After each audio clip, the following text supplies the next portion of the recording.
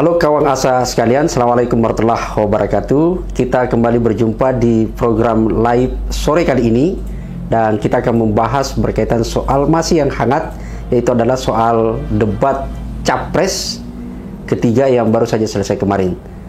Sepertinya masih banyak hal-hal yang masih perlu kita bahas. Ada hal yang unik, ada yang lucu, dan macam-macam.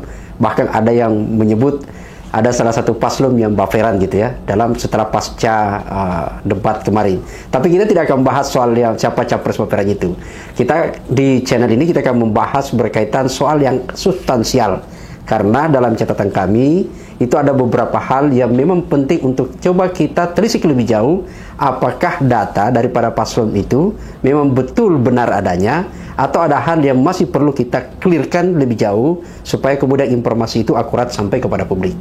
Salah satunya adalah yang akan kita bahas untuk sekarang ini dulu adalah berkaitan dengan soal utang negara yang coba diulas oleh beberapa paslon kemarin, bahkan menjadi perdebatan apakah utang negara kita sekarang ini masih pada posisi wajar. Kalaupun itu wajar, sebenarnya batas kewajarannya berapa? Itu pertanyaan mendasar. Lalu kemudian yang kedua adalah yang kita akan ulas, bagaimana cara membayarnya. Apakah kita masih mampu, atau jangan-jangan kita masuk pada posisi terancam untuk gagal bayar. Kawan asa sekalian, sebelum kita membahas lebih jauh, mari kita lihat semua bersama-sama adalah potongan video yang sempat diungkapkan oleh salah satu paslon kita, yaitu adalah nomor 2, yaitu adalah paslon Pak Prabowo. Mari kita lihat. Mengenai utang luar negeri, ternyata Indonesia sekarang hutang luar negeri kita sebagai rasio perbandingan terhadap produk domestik bruto kita salah satu terendah di dunia. Jadi masih kita sekitar berada di sekitar 40%, sedangkan banyak negara jauh di atas kita. Kedua, kembali lagi dengan manajemen yang prudent, pengelolaan yang baik, dan dengan strategi ekonomi yang tepat, terutama dengan hilirisasi, di mana kita bisa mendapat keuntungan sebagai bangsa, ini memperkuat posisi tawar kita. Jadi saya kok tidak terlalu khawatir negara lain mau intervensi kita soal hutang. Kita sangat-sangat dihormati. Kita tidak pernah default. Saya keliling seluruh dunia, mereka sangat hormat dengan Indonesia. Kita tidak pernah gagal hutang, dan saya sangat optimis. Tapi kembali, kita harus punya kekuatan pertahanan yang kuat supaya tidak bisa diintervensi, tidak bisa digertak, tidak bisa diintimidasi. Ya, teman-teman sekalian, kawan asa gitu ya. Kita lihat tadi, saya mencatat ya, setidak-tidaknya dalam pernyataan Pak Prabowo itu ada dua. Pertama adalah poin besar gitu ya. Pertama itu berkaitan dengan soal totali jumlah utang kita yang sesungguhnya menurut beliau kita masih dalam posisi relatif lebih aman gitu ya. Penjelasan dari Pak Prabowo menyebut kita berada pada angka 40% PDB. Nanti kita akan lihat apakah 40% itu wajar atau tidak gitu ya. Yang kedua adalah ada yang kemudian pengakuan dari Pak Prabowo yang menyebut bahwa ada satu langkah upaya antisipatif gitu ya, antisipasi untuk dilakukan dalam pembayaran menjaga situasi keseimbangan keuangan kita. Salah satu program yang ditawarkan itu adalah hilirisasi. Lagi-lagi ini yang lagi tren gitu ya. Jadi di zaman Pak Prabowo sekarang ini, Pak Prabowo ini kan kita lihat capres yang begitu tegak lurus kepada Pak Jokowi, dan salah satu program unggulan dari Pak Jokowi adalah hilirisasi tambahan. Nanti kita lihat gitu. Nah, teman-teman sekalian, kami di ASA itu punya data, sesungguhnya adalah data soal berapa sih pada posisi utang negara kita sekarang. Data kami itu sebenarnya ada mulai dari periode Pak SBY gitu ya. Ada data, nanti kita coba lihat kita tampilkan gitu ya di slide ini. Itu jumlah, kalau kita lihat perbandingan jumlah utang gitu ya, utang negara kita dari periode Pak SBY sampai kepada Pak Jokowi. Kita sebenarnya ada beberapa data sebelumnya, tapi kita lihat, kita cut saja ambil yang relatif lebih dekat gitu ya. Kalau kita lihat posisinya, misalnya SBY itu landing pada posisi terakhir Pak SBY itu berada pada angka 2.600 triliun lebih. Jadi kita lihat berapa jumlah utang negara kita itu berada pada angka 2.600 triliun lebih. Itu 2014 pada saat akhir-akhir periodenya adalah Pak SBY. Nah, apa yang terjadi begitu kemudian naik, terpilih adalah dilantik Pak Jokowi 1 tahun itu, kemudian 2015 jumlah utang kita langsung melonjak tinggi, yaitu adalah berada pada angka 3.165 triliun lebih. Jadi 165,13 lah triliun lebih gitu ya. Itu kita lihat. Nah, apa yang terjadi? Terus pada periode Pak Jokowi naik terus, bahkan pada posisi tahun 2021 gitu ya, kita lihat bahwa utang negara kita berada pada posisi sebenarnya itu 6.908 triliun. Dan mengambil pada, kalau kita kaitkan dengan persentase PDB, itu berada pada angka 41% gitu ya. Sudah mendekati ambang batas sebenarnya. Lalu kemudian 2022 sempat dari sisi PDB-nya agak turun 39,57, tapi nilai nominal tetap naik. Dan sekarang ini kawan asa sekalian, itu kita sudah tembus pada angka posisi 8.041 triliun. Atau kalau kita presentasikan masuk di rasio PDB, itu berada pada angka 38,11%. Nah, kawan-kawan sekalian, seperti pernyataan saya di awal tadi, sebenarnya apakah ini betul kita berada pada relatif aman atau tidak? Karena kan kita lihat, mohon maaf, para capres, baik paslon 2 maupun paslon nomor 1 yang bertanya, termasuk paslon nomor 3, mereka kemudian hanya menggunakan sebuah asumsi batas kewajaran. Nah, kita coba cek sebenarnya di Undang-Undang Keuangan kita sudah ada sebenarnya adalah Undang-Undang Nomor 17 Tahun 2003 tentang Keuangan Negara. Itu ada sebenarnya adalah batasan ambang batas atau batas maksimum toleransi sebuah negara untuk negara kita, berapa sebenarnya untuk bisa berutang gitu ya. Nah, kalau dikaitkan dengan PDB, itu dilihat di sana bahwa ternyata Undang-Undang 17 Tahun 2003 itu sebenarnya menyebut bahwa batas utang maksimal itu adalah 60%. Jadi kalau wajar kalau kemudian benar Pak Prabowo nyatakan masih relatif aman karena dia 40%. Oke, gitu ya. Kita lihat 60%. Tapi ketahuilah bahwa Indonesia itu memisahkan. Ada utang negara yang dicatat oleh negara, berbeda lagi dengan utang di BUMN, padahal BUMN adalah negara, belum lagi utang swasta gitu loh. Nah, ini yang agak ini, tapi oke, lain di situ sesungguhnya. Yang ingin kita stressin di sini kawan-kawan sekalian adalah itu berada pada posisi bagaimana sesungguhnya adalah kita harus lebih hati-hati apakah wajar untuk kita berutang atau tidak. Ini harus kita lihat. Karena bagaimanapun juga yang namanya utang harus kita bayar. Kalau kita kalkulasi 8.000 triliun dibagi dengan jumlah penduduk, maka sesungguhnya setiap anak, baik itu yang miskin maupun yang kaya, ya tidak masalah kalau orang kaya gitu ya, tapi setiap anak yang lahir itu sudah dibebankan utang sesungguhnya mencapai pada angka 20 juta per anak gitu loh. Jadi itu harus kita lihat. Nah, ini kita harus hati-hati. Makanya sesungguhnya adalah ada beberapa referensi yang memberikan warning kepada kita bahwa utang negara sebenarnya itu bisa menjadi jebakan. Jadi kalau kenapa diskusi keamanan kemarin itu diungkap, karena bisa berbahaya. Jadi ancaman negara itu bukan karena pendudukan wilayah saja secara fisik. Keuangan pun yang kolaps itu bisa menjadi sebuah ancaman. Nah, itulah utang negara di situ harus relatif lebih kita hati-hati memastikan bahwa di titik mana kita harus pinjam duit dan di titik mana kita memang harus membayarnya gitu ya. Ini harus kita lihat. Dan ada beberapa referensi, misalnya kalau kita analogikan dalam sebuah rumah tangga, kapan kita harus pinjam, kapan kita harus, misalnya kita nih dalam sebuah rumah tangga itu kemudian ekonomi agak sedikit goyah lah gitu ya, atau ada sedikit untuk kemudian lebih tidak seperti hari-hari sebelumnya. Nah, dalam kondisi ini apa yang harus kita lakukan? Pertama adalah sesungguhnya saya kebetulan banyak dalam bergelut di soal anggaran gitu ya. Alternatif yang harus kita lakukan sebenarnya adalah pertama itu efisiensi. Tidak mesti langsung pinjam. Itu adalah efisiensi. Kita akan melakukan realokasi anggaran dan macam-macam. Pemerintah pernah melakukan itu adalah pada saat zaman COVID, melakukan yang namanya dikenal refocusing. Meskipun sesungguhnya berbeda refocusing dan efisiensi. Efisiensi harus dilakukan bukan hanya pada saat COVID, tapi efisiensi dilakukan adalah untuk memastikan bahwa anggaran itu tepat sasaran karena memang duit itu dipungut dari hasil pajak. Itu yang pertama. Relatifnya adalah kita harus efisiensi dulu. Nah, tentu pada saat efisiensi kita mengantisipasi kebocoran dan tentu memastikan tidak ada korupsi. Ingat, tahun 2023 kemarin ada berita yang sangat menghebohkan kita adalah 139 triliun dicurigai dana TPPU, yaitu adalah di perpajakan yang raib.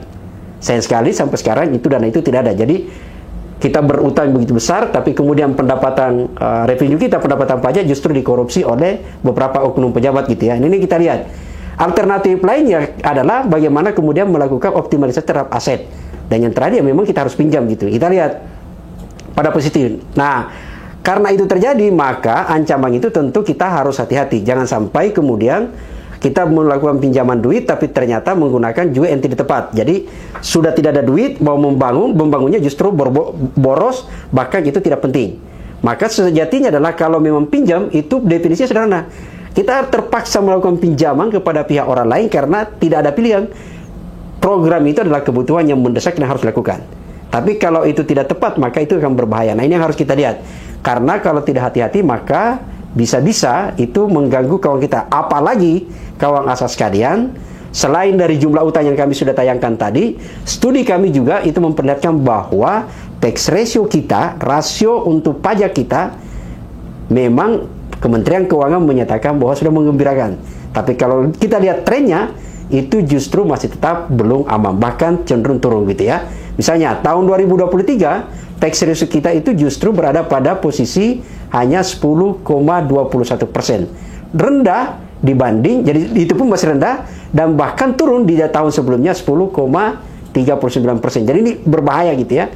Kalau belanja tinggi tapi kemudian pendapatan negara kita rendah, maka di situ akan terbuka lebar sebenarnya adalah kita bisa pinjam terus dan akan berbahaya.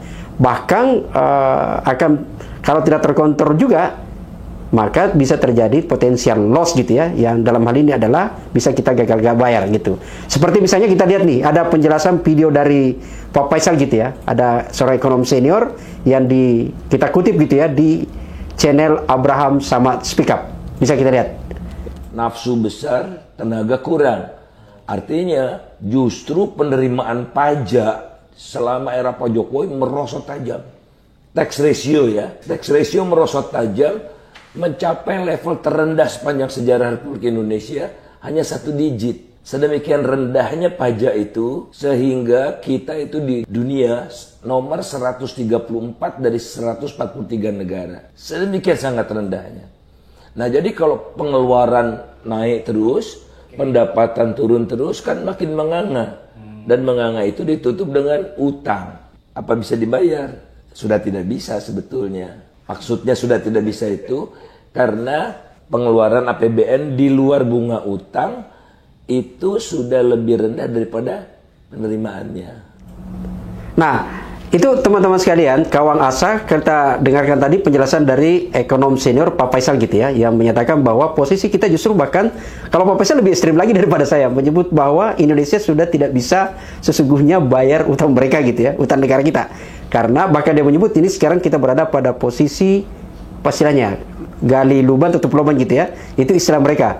Nah, kawan asas sekalian, sesungguhnya adalah kita sudah menjelaskan berapa batas wajar utang kita. Kalau tadi dijelaskan Pak Faisal bahwa kalau terjadi gap antara pendapatan dengan belanja, maka situ terbuka lebar. Sesungguhnya adalah untuk menutupi, yaitu adalah pinjaman. Yang sesungguhnya kalau kita baca lagi-lagi di Undang-Undang Keuangan gitu ya, Undang-Undang Keuangan nomor 17 tahun 2003, selain ambang batas kewajaran soal berapa jumlah pinjaman yang ini, batas toleransinya, itu juga sesungguhnya adalah ada diatur berkaitan soal defisit. Jadi defisit itu adalah gap antara jumlah duit yang akan kita terima, asumsinya, dengan jumlah belanja. Maka selisih itulah kemudian bisa kita lihat pada posisi untuk apakah defisit atau surplus. Di mana-mana sebuah negara biasanya itu pasti defisit. Ada keinginan belanja yang begitu besar, tapi jumlah pendapatannya kecil. Maka ini akan didapat gimana? Ini yang disebut defisit. Apakah menjual aset atau kita pinjam? Nah, Indonesia adalah pinjam gitu ya. Itu kita lihat. Nah, batas tingkat kewajarannya itu adalah disebutkan dalam Undang-Undang Keuangan kita itu adalah 3%. Kawan asas sekalian, betul bahwa di tahun 2021 itu sempat kita melampaui dari target 3% ini pada undang-undang.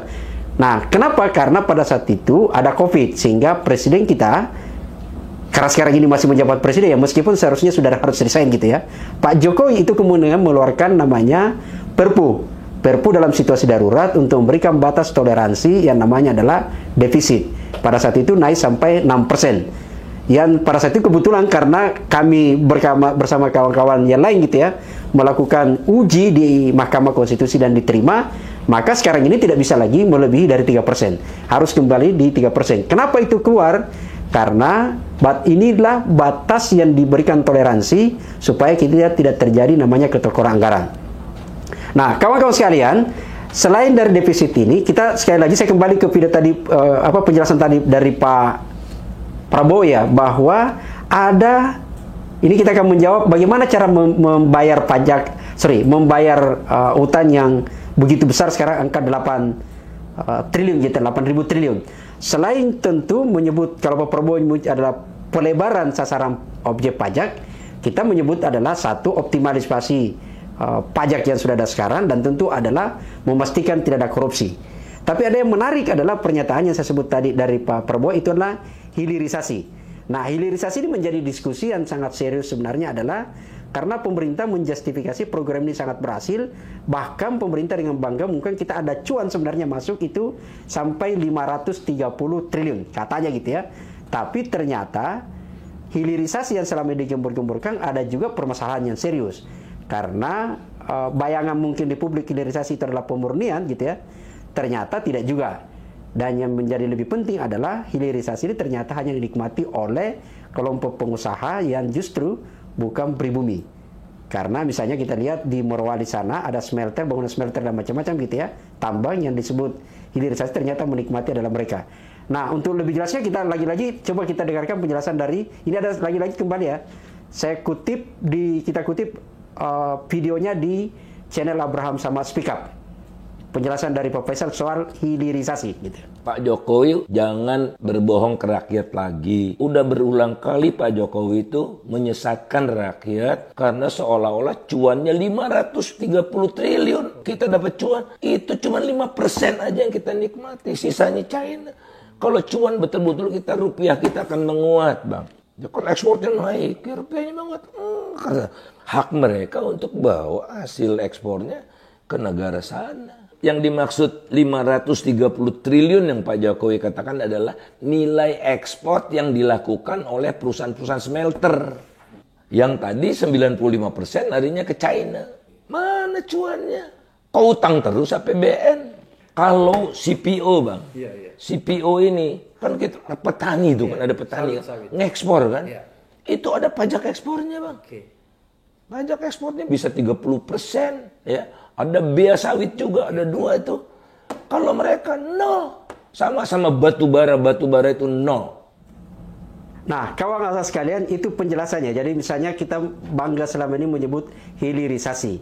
Kalau mungkin seandainya perusahaan-perusahaan tambang itu adalah murni pribumi punya, murni adalah orang-orang Indonesia, maka tentu peningkatan nilai terhadap hasil tambang itu yang menikmati adalah warga pribumi kita. Atau setidak-tidaknya minimal misalnya dana operasional pinjaman itu di perbankan kita, maka itu tentu adalah 530 cuan setidaknya dan singgah. Tapi karena semua itu ternyata tidak seperti yang kita impikan, seperti dengan penjelasan yang selama ini disebutkan oleh Pak Faisal, maka 530 triliun cuan itu ada dalam ucapan, tapi sepertinya di APBN masih perlu kita cek lagi.